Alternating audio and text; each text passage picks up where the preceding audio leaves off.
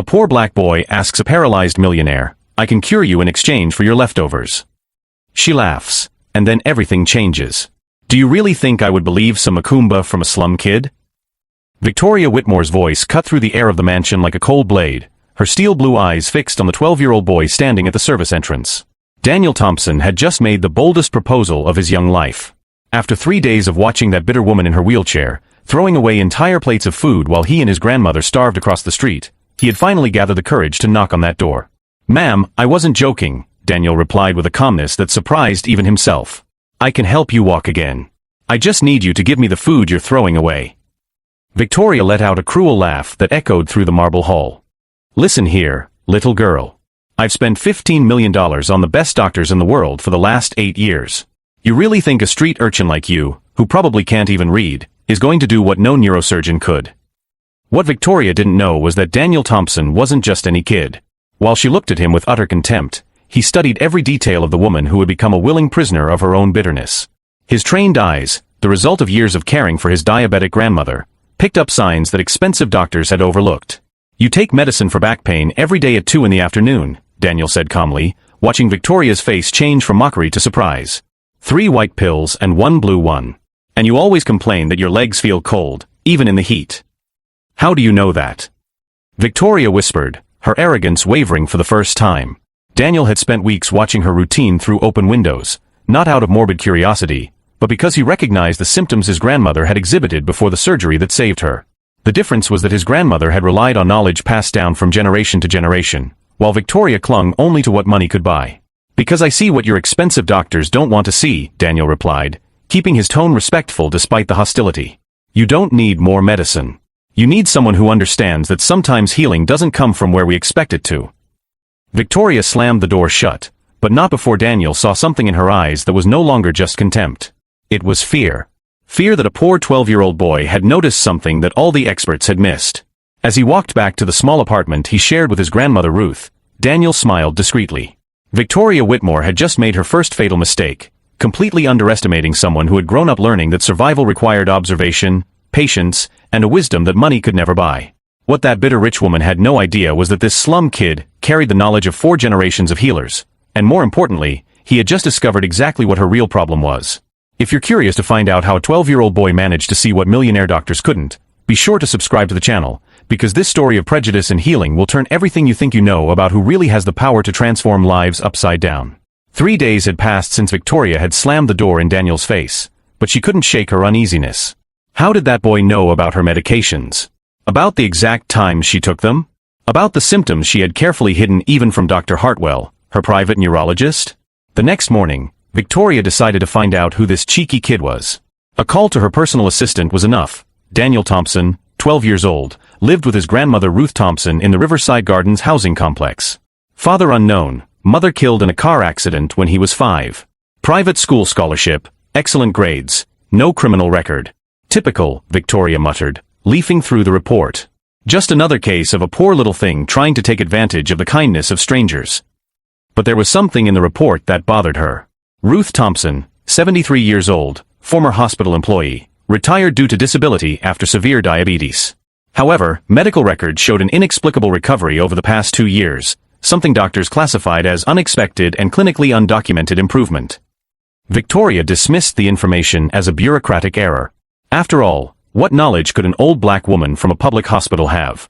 Meanwhile, across the street, Daniel carefully prepared his next approach. Victoria's reaction had confirmed his suspicions. She wasn't really paralyzed. At least, not in the way everyone believed. "Grandma," Daniel said, sitting down next to Ruth on the small porch. "I need you to tell me again about the signs of pseudo-paralysis." Ruth Thompson had worked for 40 years as a nursing assistant, but her real knowledge came from a much older lineage. Her great-grandmother had been a midwife and healer in Mississippi, knowledge passed down from mother to daughter through generations. When doctors told Ruth she had 6 months to live due to complications from diabetes, it was this ancestral wisdom that saved her. "Smart boy," Ruth smiled, her experienced eyes shining with pride. "You saw what I taught you, didn't you?" Her legs tense when she doesn't realize she's being watched. The muscles respond to emotional stimuli. Daniel nodded. During his discreet observations, he had noticed how Victoria's feet moved unconsciously when she yelled at the staff, how her legs tensed when something upset her deeply.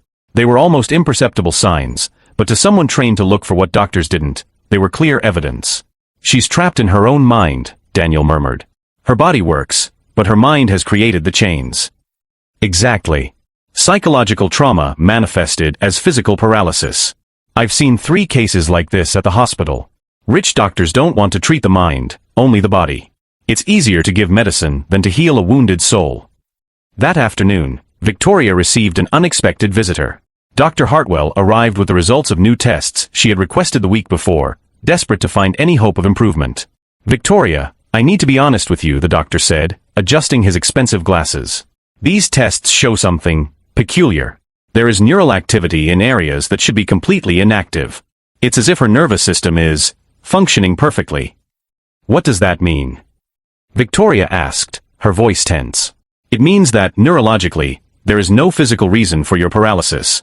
I've suspected this for some time, but now I'm certain." Dr. Hartwell hesitated. "Have you considered more intensive psychological therapy? Sometimes trauma can manifest itself physically in ways that—" "Stop!" Victoria shouted. "Are you saying I'm faking it? That I've spent 8 years in this chair for fun?" "No, that's not it. Your paralysis is real, but the cause may be psychosomatic. With the right treatment—" Victoria dismissed the doctor before he could finish his sentence. The truth hurt more than any terminal diagnosis. If her paralysis was mental, that meant she had wasted 8 years of her life hiding behind a self-imposed disability. Worse, it meant that a poor 12-year-old boy had diagnosed in minutes what she had denied for years. That night, Victoria found herself staring out her bedroom window, watching the modest apartment where Daniel lived. The lights were on, and she could see shadows moving through the cheap curtains. A family living on an income that didn't even cover her monthly medication bill, but who apparently possessed knowledge that all her money couldn't buy. For a moment, Victoria felt something she hadn't felt in years: humility. And immediately she choked it down with renewed anger. "That boy isn't going to humiliate me," she whispered to herself. "I won't let a slum dweller make a fool of me." What Victoria didn't know was that at that very moment, Daniel was sitting at the kitchen table with his grandmother, carefully planning his next move. He had recognized the type of woman Victoria was: too proud to accept help, too rich to value free wisdom, and too hurt to trust anyone. But Daniel Thompson had learned a valuable lesson from his grandmother. Sometimes to heal someone, you first have to show them exactly how sick they really are. And while Victoria plotted her revenge against the boy who had exposed her most intimate lie, Daniel smiled quietly, knowing that true power always belongs to those who understand that healing never comes from where we expect it, especially when it comes from the hands of those the world has taught you to despise. The following week brought a radical change in the dynamic between Victoria and Daniel. The millionaire had decided she would not tolerate being disrespected by a smug brat, and began a silent campaign to humiliate the boy publicly. First, she called the private school where Daniel was a full scholarship student. "Principal Patterson, this is Victoria Whitmore of the Whitmore Foundation. I'd like to discuss the inappropriate behavior of one of your scholarship students, Daniel Thompson. He has been trespassing on private property and harassing neighborhood residents." The call worked. The next day, Daniel was called to the principal's office and warned to stay in his place, and not bother the school's benefactors. The threat was clear: one more misstep and he would lose the scholarship that represented his only path to a different future. Victoria also contacted the superintendent of the building where Daniel lived, suggesting that disruptive elements were causing discomfort to respectable neighbors. Although he couldn't legally evict them, the superintendent began to make things difficult. Complaints about non-existent noise, threats of fines for imaginary infractions, surprise inspections that always found minor problems. "She's trying to get us kicked out of the neighborhood," Daniel told his grandmother Ruth as she prepared the herbal tea they drank every night. "She wants us to disappear so she doesn't have to face the truth about herself." Ruth Thompson watched her grandson with experienced eyes. At 73, she had survived decades of institutional racism, discrimination at work, and attempts to silence her. She recognized the patterns of behavior of those who used power and privilege as weapons. "Boy, that woman is afraid," Ruth said calmly. "When rich people are afraid of poor people, it's because they know they've done something wrong. And when they're afraid of the truth, they'll do anything to destroy anyone who can reveal it." "But Grandma, what if she gets my scholarship? What if she gets us kicked out of here?" Ruth smiled with the wisdom of someone who had faced far more powerful adversaries. "Daniel, let me tell you a story. When your mother was your age, a white doctor tried to stop me from working at the hospital because I knew too much about treatments he didn't know about. He used all his influence to hurt me. What happened? I did what our family has always done. I observed, I learned, I documented everything. And when the time was right, I used his own knowledge against him. Do you want to know how? Daniel nodded, realizing that his grandmother was about to teach him something fundamental. That doctor had a very important patient, a wealthy businessman who suffered from the same condition I had cured in dozens of poor people. When his expensive treatment failed and the patient was dying, guess who they came to see? You. Exactly. And when I saved that man's life using methods that the arrogant doctor had dismissed, everyone knew who really understood medicine. He lost his position, his reputation, everything. Not out of revenge, but because the truth always comes out. Daniel began to understand. Victoria isn't just afraid that I can help her. She's afraid that people will find out that she rejected help from someone she considers inferior. Now you're thinking like a real healer, Ruth smiled. We don't just heal the body, boy. Sometimes we need to heal the sick soul of an entire society.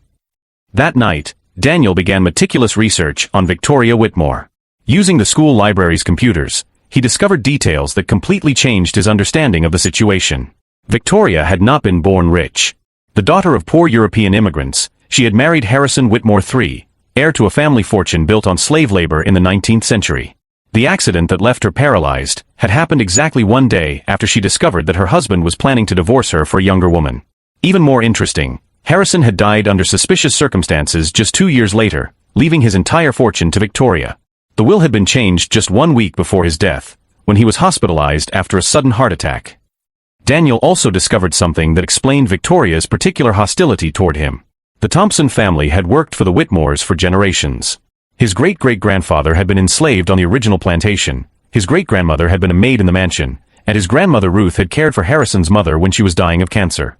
But the most revealing detail was in the medical records Ruth had kept secret for decades. Harrison's mother had cured herself of terminal cancer using traditional treatments that Ruth had administered. The family doctors never knew the truth, crediting the miraculous recovery to the conventional treatments that were failing. Grandma, Daniel said the next morning, Victoria isn't just physically ill. She's sick with guilt, fear, and shame. Her body is reflecting the prison she has built for her own soul. Ruth nodded proudly. And now, my grandson, you understand what true healing she needs. It's not just about making her walk again. It's about making her face who she really is and what she's done. Exactly. But remember, our family has never used our gifts to hurt. Always to heal. Even when the person doesn't deserve it, even when she hates us. Daniel spent the rest of the week watching Victoria with new understanding. Every cruel gesture she made, every attempt to humiliate him, only confirmed his diagnosis. She wasn't paralyzed by physical damage, but by a guilt so deep it had manifested as actual paralysis. The plan that began to form in his mind was audacious and dangerous. It wasn't just about proving he could heal her, but forcing her to confront decades of privilege built on the suffering of others, lies about her own identity, and crimes she had buried under piles of money. Victoria Whitmore thought she was fighting a poor boy who wanted her leftovers. She had no idea she was about to face 4 generations of accumulated wisdom, a lineage of healers who had survived centuries of oppression, and a young man who carried not only the knowledge to cure her, but also the evidence to destroy her completely. While Victoria planned her next public humiliation of Daniel, the boy smiled quietly, knowing that each act of cruelty from her only confirmed that he had correctly diagnosed not only her physical condition, but also the moral rot that truly held her prisoner. The cure Daniel planned would be much deeper than Victoria imagined. And much more painful as well. The final confrontation took place on a Sunday morning, when Victoria least expected it. Daniel rang the front doorbell for the first time, no longer using the back door reserved for people like him. When Victoria opened the door, she found not only Daniel, but also Ruth Thompson and a third person who made her blood run cold, Dr. Patricia Williams, the neurologist who had secretly treated Harrison's mother years earlier. "Good morning, Victoria," Daniel said calmly. "I've come to keep my promise. Today is the day you're going to walk again." Victoria tried to close the door, but her arrogance betrayed her. "What kind of joke is this? I've called security." "Go ahead," Daniel smiled. "They'll want to see this too, especially when they find out who you really are." Ruth stepped forward, carrying an old leather briefcase. Victoria Kowalski, daughter of Polish immigrants, born July 19, 1975. Married Harrison Whitmore in 2005, 3 months after discovering he was cheating on her. Victoria's face paled. No one had known her real name for decades. "The accident that left you paralyzed happened exactly 1 day after you discovered Harrison was planning to divorce you," Daniel continued. "Very convenient, don't you think?" Dr. Williams opened a medical file. "I treated Harrison's mother when she was dying of cancer. Ruth here was the one who actually cured her, but the family never knew. I kept all the records, including the neurological tests I performed on you after the accident.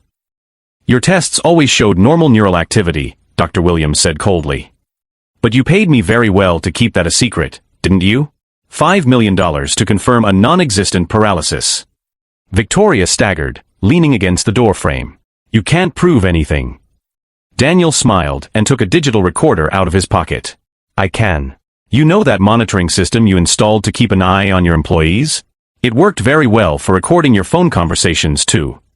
Victoria's voice echoed from the device. Dr. Williams, I need you to stick with the diagnosis. If Harrison finds out I can walk, I'll lose everything in the divorce. Keep confirming the paralysis and I'll double your fee. You recorded my private calls. Victoria shouted, her mask of victimhood finally slipping. Not just the calls, Ruth said calmly. Daniel also documented how you can walk when you think no one is watching. 43 videos over 6 months, showing you walking around the house, even dancing when you believed you were completely alone. Daniel connected his phone to a portable speaker. The videos began to play, Victoria getting up from her wheelchair to reach something high on a bookshelf, walking normally through the garden in the early hours of the morning, even running on the treadmill in her private gym in the basement. Stop! Victoria yelled, but her own voice on the videos betrayed her, talking normally to staff when she thought there were no witnesses. There's more, Daniel said softly. Harrison's medical records. You altered his will while he was sedated after his heart attack. The same Dr. Williams who confirmed your fake paralysis also falsified your husband's death certificates. Dr. Williams hung his head. She blackmailed me. She said she would reveal that I had covered up the fake paralysis if I didn't confirm that Harrison died of natural causes. Harrison was poisoned, Ruth said with the authority of someone who had seen similar symptoms for decades in the hospital. Digitalis, extracted from the foxglove plant. It kills slowly, simulates a heart attack, and is almost impossible to detect after a few days. Victoria collapsed in her wheelchair, realizing that her world of lies was completely crumbling. You don't understand. He was going to leave me with nothing. I gave the best years of my life to that man. And now, Daniel said, the time has come for the real cure. Get up, Victoria. We know you can. I can't. Get up. Daniel shouted with an authority that made Victoria jump involuntarily out of her chair, standing up out of pure reflex. For a moment, everyone stood silently staring at the woman who had pretended to be disabled for 8 years, now standing, trembling with rage and fear. Congratulations, Daniel said calmly. You're cured. Officially. Ruth approached with new documents. These are the reports that will be delivered today to the police, the FBI, and the IRS. Insurance fraud, falsification of medical reports, tax evasion, and first-degree murder. We also sent everything to the Washington Post, CNN, and all social media, Daniel added. The story of the fake millionaire paralytic who killed her husband will be national news by tomorrow. Victoria looked around desperately. There was nowhere to run, no way to deny what was recorded, documented, proven. Decades of privilege built on lies and blood were crumbling in a matter of minutes. You know what's most ironic? Daniel asked, helping his grandmother put away the documents. You'll really be paralyzed now. In prison, without your millions, without your paid doctors, without anyone to prop up your lies. Police sirens began to approach. Someone had called the authorities, probably a neighbor curious about all the commotion. The real paralysis, Ruth said wisely, has always been in your soul, Victoria. You paralyzed yourself morally so long ago that you forgot how to live with dignity. As the police climbed the stairs of the mansion, Victoria looked at Daniel with a mixture of hatred and involuntary respect. How did a 12-year-old boy manage to destroy my entire life? Daniel smiled with the calmness of someone who had learned that justice sometimes requires patience, observation, and the courage to stand up to those who consider you inferior. Very simple, he replied. You completely underestimated someone who grew up knowing that survival requires intelligence, not privilege. And you forgot that sometimes the most powerful remedies come from where we least expect them. In the center of that marble hall where arrogance disguised as victimization once reigned, a new reality was now taking shape, like a symphony that finally finds its harmony after years of dissonant notes, proving that true justice knows no color, social class, or limitations imposed by those who confuse money with impunity. 6 months after Victoria Whitmore's spectacular collapse, the transformation was more dramatic than any Hollywood screenwriter could have imagined. The mansion that once symbolized privilege and arrogance now housed the Ruth Thompson Community Center, funded by Victoria's assets confiscated by the FBI. Daniel, at 14, had become the youngest student in Harvard's history, with a full scholarship to study medicine. But what made Ruth most proud was that her grandson had turned down dozens of million-dollar offers to give interviews, preferring to continue learning the secrets of generations of healers. Victoria, who had once discarded expensive dishes while children went hungry, now shared a 2-square-meter cell in the federal penitentiary. 25 years in prison for first-degree murder would give her plenty of time to reflect on how she had wasted a lifetime building power on lies. The trial had become a worldwide phenomenon. The millionaire fake paralytic, who had fooled the medical system and murdered her husband, became a symbol of how arrogance destroys those who underestimate others. But what really captured the public imagination was the contrast between the wisdom of a 12-year-old boy and the ignorance of a woman who had spent $15 million looking for cures that existed next door. Dr. Patricia Williams, the neurologist blackmailed by Victoria, now worked voluntarily at the community center. Daniel showed me that I spent 40 years looking only at machines, she confessed in a national interview. I forgot that real medicine begins with observing the whole patient. That boy taught me more in 6 months than I learned in decades of expensive specializations. Dr. Hartwell, who had accepted payments to confirm false diagnoses, lost his medical license and now worked as a pharmacy clerk. It was the perfect irony for someone who had scorned unscientific treatments while participating in a multi-million-dollar medical scam. The Riverside Gardens community had been completely transformed. Children who had once struggled just to eat now dreamed of becoming doctors, scientists, lawyers. Daniel had proven that intelligence and determination could defeat any system designed to keep them in their place. Victoria did indeed develop problems with her legs in prison. Stress and depression caused genuine muscle atrophy. Now she depended on a wheelchair borrowed from the infirmary, a cheap version that made her old $15,000 chair look like a lost throne. Daniel visited her only once. She looked at him through the bulletproof glass with empty eyes, without the arrogance of before. "Why did you come here?" she asked. "To make sure you understood," Daniel replied. "I never wanted to destroy you. I just wanted you to stop trying to destroy us. You were just a child. And you were a wealthy adult with all the resources in the world, who really should have known right from wrong." Victoria finally understood the magnitude of her smallness. A 12-year-old boy had shown more wisdom and integrity than she had in her entire privileged life. Daniel's story became a case study in universities across the country. The Daniel Thompson effect forced institutions to recognize that exceptional intelligence comes from everywhere, especially where we least expect it. Programs were created to identify talent in communities traditionally ignored by academia. Ruth continues to run the center, now expanded to 3 floors of the former mansion. She trains a new generation of healers who combine ancestral knowledge with modern science, proving that true wisdom knows no racial or social barriers. Victoria became an example in criminology classes about how privilege without character leads to self-destruction. When prisoners ask how a rich woman ended up there, the answer is always the same. She underestimated someone she considered inferior and paid the price for her arrogance. The real lesson is not about a boy who defeated a cruel woman. It's about how our society ignores wisdom when it comes from people who don't fit our preconceptions about who should be smart or worthy of respect.